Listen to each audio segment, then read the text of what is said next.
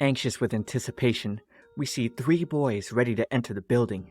It was their first time going to a mixer. Tokiwa was nervous, Asagi was hopeful, and Hagi was excited to meet cute girls. Tokiwa's female friend, Suo, was apparently the one who invited them, given the two knew each other from class. He then got notice from Suo about a table she got in the back, and Hagi ushered them in, not wanting to keep the ladies waiting. However, before them at the table were 3 sparkling boys. All 3 of our guys were shocked. Tokiwa tried to check by calling Suo, and she jump-scared him by turning up right by his side. She told him it was quite rude to keep her friends waiting. And oh my gosh, it was the right table. The boys were shocked that standing before them was in fact Suo, and she cleared up the confusion. She and her friends were slammed at their job, worried they'd be late if they changed their clothes. Where was it they worked? At a drag king bar. The boys were sat down nervously, in front of the drag king girls. Not what they imagined at all. After toasting, Suo pulled out sticks for the king's game. She then introduced Kohaku and Fuji. But normal rules would be boring. So now the 2 chosen numbers had to kiss. The boys were baffled, not sure how this was a game to play for people just meeting. Getting the red tip, seems Asagi was the king, and he decided it had to be numbers 2 and 5. Finding out that it was Suo and Kohaku, Fuji got her camera ready, snapping plenty of pictures of Suo smooching Kohaku's head. Hagi was confused and shook at the same time, watching these handsome men kiss. But wait, they were actually women. He drew the red stick, becoming the king next. He just needed to secure one of them with one of the girls. And number 1 was Suo, while number 4 was Tokiwa. Uh-oh. She lifted his head up, asking, "Where shall I kiss you?" To Tokiwa. She smelled so nice, but hold on. He needed to pull himself together. He was only so flustered because she was a total Chad? No, this was Suo. Not a man, but a woman. This caused his brain to explode, realizing that was actually worse. Suo had no idea what was going on since she didn't do anything yet, while one of the waiters watching over asked what the deal was with that sausage fest. And I'm asking what the deal is with you not liking the video and subscribing to my channel. What? You already have? Smoochies. But for those of you who haven't, I need your subscription right now, because here at My Shoujo Weekly, I'm the one covering all the shoujo anime for you that no one else is talking about. And even when they are, it's so obvious they're just copying me, but using an AI voice instead. On top of that, I live stream weekly, where you can join me for fun games and topics like nowhere else. So come on, drink the tea, subscribe to me. During mealtime, the 3 boys dipped out with an excuse to use the restroom. Reaching it, Fuji tried to follow them in, but Kohaku nabbed her and dragged her back. Suo was relieved Kohaku was here to keep things in check. However, seeing the guys still had their defenses up, she thought maybe now was a good time to give them a little gift. In the bathroom, Asagi asked Hagi which girl he was into, only for Hagi to get into a nervous sweat just thinking about the handsome girls. Then suddenly, Tokiwa got a text from Suo, with her apologizing for surprising the boys in drag outfits. And she sent them pictures of what they normally looked like. The boys were not ready for how cute these girls looked with the drag off. Hagi got so fired up, he headed back right away. But the 3 boys were met with disappointment seeing the 3 girls posing for pics, still in their drag outfits. Learning the boys had no curfew time, Suo suggested they have an after party. They went to a karaoke venue, and despite Asagi having a lot of fun, both Tokiwa and Hagi were still on guard. At the desk, with the 3 girls renting a room, the desk worker broke out flush red from how hot they were. Suo decided to hold a competition. Whoever had the most points was the winner, and the loser would be punished. But Hagi wasn't eager for this, thinking Suo was up to no good. Tokiwa was confident though, remarking his skills at singing to be good. His condition for winning was for the ladies to change back to their normal appearances. They began, and Tokiwa was right about his skills, scoring 98.92. He was confident in his victory, until Suo sang, shining a light like no other onto everyone's ears. Wow, this was the first time she'd gotten a perfect score. The waiter came in, Seeing the boys all punish the schoolgirl. Oh my. They dolled up Tokiwa. After the waiter left, Tokiwa screamed out in embarrassment. Apparently, this bar was famous for having costumes men could rent. Suo felt glad to experience this with all of them, telling Tokiwa he looked splendid. Hagi started cracking up over this. But for Fuji, something sparked. This was it for her. A dreamy prince and a pitiful guy spend hours together at a karaoke place? She could use this for her next story. She needed a picture for her background, looking at Kohaku even though she didn't want any more pictures. Kohaku decided to take a drink to cool down, but spit it out learning it was Hagi's. Despite looking like a handsome guy at the moment, it seems she was the type of girl who cared about indirect kisses. Seeing her get embarrassed, Hagi's heart started throbbing. After karaoke, Fuji wanted to check out the arcade. While inside, Asagi watched her instantly get a figure from a series he had been watching. He tried himself, but totally lost. On his last remaining attempt, he had Fuji help him and won with no problem. But just what kind of pose were they in? Hagi asked if Kohaku was gonna try, but after she declined, Hagi began to play with feelings of awkwardness from their indirect kiss from earlier. He wanted to smooth things over so they could have some fun. Oh wow, he was so wrapped up in his thoughts, he managed to score a cute accessory. No time to hesitate, he offered it to Kohaku. She seemed quite surprised, making Hagi drip in sweat, realizing he was offering a gift to this cross-dressing hot girl. He then uttered he didn't want it, so she took it. Even saying she didn't like cute things like this, she thought it'd be a waste to toss. Seeing everyone was getting along, Tokiwa turned to see Suo fixated on something. She wanted to take pictures in the photo booth, but it seems no men were allowed. She didn't want to go in, since her current appearance would confuse the staff and customers. That's when Tokiwa suggested they all take regular photos together. Suo was fine with this, dragging him away, but this caught Tokiwa off guard. He thought she wanted a group photo, not a photo with just the two of them. Pulling Tokiwa close in for a photo, Fuji was getting her own shots, and the selfie turned out great. Oh great. The other guys were sleeping in from their party night, so Tokiwa had to take notes for them. Well, at least he could be relieved knowing Suo didn't show up either. Just kidding. She had to cover his mouth and shush him from causing a scene. She has work after class, so she didn't want the other classmates to realize who she was, and decided to disguise herself. Tokiwa immediately got to texting his boys, asking for help, getting no response.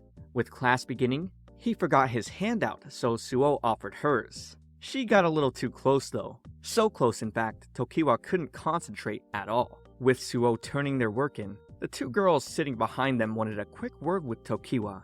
They wondered how he knew the prince, the mysterious drop-dead gorgeous man who suddenly appeared on campus. No one knows his major or name. Everything about him was a mystery. People try to talk to him, but he disappears in the blink of an eye. He was known as the SSR Prince. So, the fanatical attitude of the girls must be why Suo disguised herself. Seeing Tokiwa getting pressed, Suo locked in, interrupting the conversation and dragging Tokiwa away. The boys made it to school finally, and became shocked seeing Suo holding Tokiwa's hand. After learning Suo was in fact the SSR Prince, Hagi fell over, remarking she was hotter than the rumors claimed. Oop, Suo got a notification that her next class was in 5 minutes, and on her phone was her selfie with Tokiwa? Why did she make it her background? Well, because it made her happy, of course. On another day, the boys are surprised to learn Fuji asked Asagi out to be her model. Suo then came out to Tokiwa from behind, and then there was Fuji, cool, always speaking in an aloof demeanor. She took Asagi out for a one-on-one, where Hagi and Tokiwa secretly spied on them. They were worried because their boy was the type to get scammed when he's old. They had to keep an eye on him, but they couldn't quite hear what the two were talking about from this distance. Fuji had Asagi hold out his hand for photos. She used to use her own, but she felt hers were too feminine. She needed masculine hands to use for references, as her hobby was drawing manga, specifically love stories and battle manga. Asagi began to sparkle over the idea his hands would appear in a manga. He tried different poses that were more impressive, but her idea was to have his hands tied up for some reason, and she wanted him to act like it hurt. Trying to unbind himself, he asked Fuji for help. However, she instead put him in an interesting position, and then began forcing him down? This was exactly the pose she wanted a picture of. Title: Overthrow. However, Kohaku's arrival made the girls turn. Since Fuji hadn't come back to work yet, Suo sent Kohaku to pick her up, but now she wondered what the other two guys were doing here. Untying Asagi, Kohaku told him he could reject Fuji at any time if he didn't feel like intimate posing, but he had no problem accepting since she smelt so nice. With Fuji getting dragged away, Asagi stopped them, telling her if she needed a model, she could call him anytime. She wanted to offer him a reward for this, so he asked to be able to read her manga. She was fine with it, as long as he was okay reading R18. In the end, Asagi didn't get to read Fuji's manga. Hagi thought this whole thing was weird. Tokiwa and Asagi started flirting with the girls after the mixer, but why wasn't he getting any action? Based on the order, he and Kohaku should be next. He then asked Asagi why he wasn't getting any, to which the happy-go-lucky boy responded, "Maybe she hates you." Oh no, Hagi's face slammed into the floor. The last time he and Kohaku met, the two didn't even look at each other, let alone talk. Tears dripping down his face, he had to crack open a cold one while proclaiming he liked petite and cute girls more than cool girls anyways. However, the next day at the shopping district, the two crossed the paths. Hagi wondered what kind of curse he was under, only meeting her in her work attire. Apparently, a customer left something behind, so she brought it back here, and now she needed to head back. She politely bowed and tried to excuse herself, but was then hit with a sudden downpour. Hagi quickly pulled her under the covers, not wanting her to get wet. Waiting under, he tried to convince himself he didn't feel anything romantic at all. Although, taking shelter from the rain together should be the most romantic scene. Why was he next to a handsome guy? The ladies passing by were clearly only interested in Kohaku. He wished she was dressed as a girl right now, remembering how cute she looked in the photo. If they became friends, would she dress up for him? Seeing her drenched, he pointed out her soaking wetness, and oh my god, she had to cover up. Hagi then threw his cardigan at her, denying any potential excitement, using the excuse it wasn't good for a girl to catch a cold. Looking up at her, he was now blown away at how cute she looked in his cardigan. No, he had to stop himself from calling a handsome guy cute. He went back and forth in his mind, reminding himself his heart was fluttering because she was actually a girl, right? The shop owner then came out offering an umbrella. He only had one, so Kohaku offered to walk Hagi over to the station. However, he was fine just taking her back to her work. Oh-ho! This was the famous romantic scene of walking together under an umbrella. Dang, he was getting excited over her shoulder brushing against his. But she was so handsome, he didn't want to fall for her. Making it back, Hagi ran off. He couldn't take any more. But Kohaku wanted to know when she could return his cardigan. Watching him from behind, something hit her feelings. Thinking of their walk together made her blush. At the apartment, Hagi fell over due to his heart being out of control. He only now realized he left his cardigan behind. And of course, Kohaku's girls were curious about the boy's cardigan as well. We suddenly see Suo seductively whispering to Tokiwa. She wanted him to hold it properly and was gonna guide him well. How did things end up this way? Well, she invited him to her workplace one day. She was hoping he'd ask to come, but she learned he didn't seem to have that intention at all. Asagi wanted in, while Hagi decided to stay back. At the entrance, the boys remarked the whole shop was sparkly. Tokiwa wondered if they should really go in, not expecting Suo to jump scare him. She wondered where Hagi was, only to learn he was a little too flustered to tag along. Suo opened the door, welcoming the boys into Rose, the men's clothing-themed bar. Tokiwa couldn't handle all the handsome men, but Asagi sure seemed excited. To no one's surprise, they were treated to a special cocktail from Fuji, who looked super cool. Sliding the drink, she explained the top half was the attacker, while the bottom half was the receiver. Somehow, watching the two interact calmed Tokiwa a bit. They were the same as usual. Tokiwa commented the mood here was a bit different from a maid cafe. He'd only been there once, having been invited by Hagi. They had amu rice and then went straight home. Hearing this, Suo offered their restaurant's amu rice super quick, and then put the ketchup bottle in Tokiwa's hand, working her magic helping him squeeze the bottle. That was their restaurant's specialty. Her guidance was so sensual, Tokiwa screamed like a girl. She sparkled as usual, but he didn't seem to remember what happened after he got the ketchup.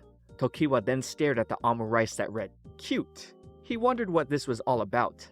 Then Suo touched his chest, saying, "Moe moe kyun? Between me and the maid, who excites you more?" And Tokiwa uttered "Suo" out loud. With more customers entering, he was thinking about making an excuse to escape soon, but he couldn't quite finish his food with Suo staring at him. However, she asked if he wanted her to feed him. Suo then got called to table 2, so she put on her performance, dazzling the girls. Seeing how popular she was, Tokiwa bet she probably didn't have time for someone like him. Asagi then asked Kohaku to join them for a chat, and man did she give the boys a death stare. Oh my gosh. She played the rough boy type, telling them to entertain her. Noting their glasses were empty, she told them to get more, and with them complying, she started petting Tokiwa, calling him a good boy. Heading back to have Fuji make 2 more cocktails, Fuji graded Kohaku's performance only 45 points. Kohaku wondered why she had to play the boss CEO character, and Fuji explained it's because Suo was the prince, and she was the lazy type. They also had the playful and big brother types as well. Even with Kohaku claiming she didn't know her character that well, Fuji helped break it down. Bossy CEO types were knowledgeable. At first glance, he should come off as an arrogant jerk, but sometimes he's clumsy and kind to the people he's close to. That's how the type makes people develop feelings. Watching from afar, the 2 boys' hearts were fluttering from their interaction with Kohaku. Tokiwa was thinking about his head pat, since he hadn't had one in a while. Did he sense hostility from Suo for a second? Returning with drinks, Kohaku was surprised to learn Hagi wasn't coming tonight. She got smacked for being too noisy, but now wondered when she could return the cardigan she borrowed. Then, Fuji appeared, angry in fact that Kohaku was not fulfilling her bossy CEO role. So, Kohaku pointed at the boys, telling them to let Hagi know she'll pay him back what she owes him. Getting 2 thumbs up from Fuji, now the guys were nervous, thinking about what Hagi had possibly done, but this was all just a misunderstanding. In the changing room after work ended, Kohaku remarked the bossy CEO role was too much for her, even though she was quite popular with the customers for it. The coworkers thought to offer her a different role then, but all they had remaining was Dirty Man, 8th Grader Syndrome, and Yandere. Kohaku would have preferred a more normal role. However, Fuji thought those were boring and threw them all away. Tossing the others aside, Kohaku asked about the 8th Grader Syndrome role. Described as a teen with grandiose delusion, Fuji played it quickly, shaking, saying her right eye hurt. Kohaku got seriously worried and couldn't see she was just joking. The other role was Love Struck, which Suo tried before, but it didn't seem to work out well. She told the customer, "Were you looking at someone else? You promised to only look at me. I'm so sad. Should I lock you up at home?" Oh my, all the girls wanted her to lock them up. Fuji then slammed all her manga involving bossy CEOs on the table. They all believed if Kohaku studied hard, she could get it down. But if she didn't, she could always play the perverted man. Taking a walk, Hagi suddenly got a message from Kohaku, asking if he wanted to hang out today. Ooh, what kind of date are they gonna go on? Find out by subscribing to my channel. Also, watch this next video. It's me, ComfyTea. I'll see you all in the next one.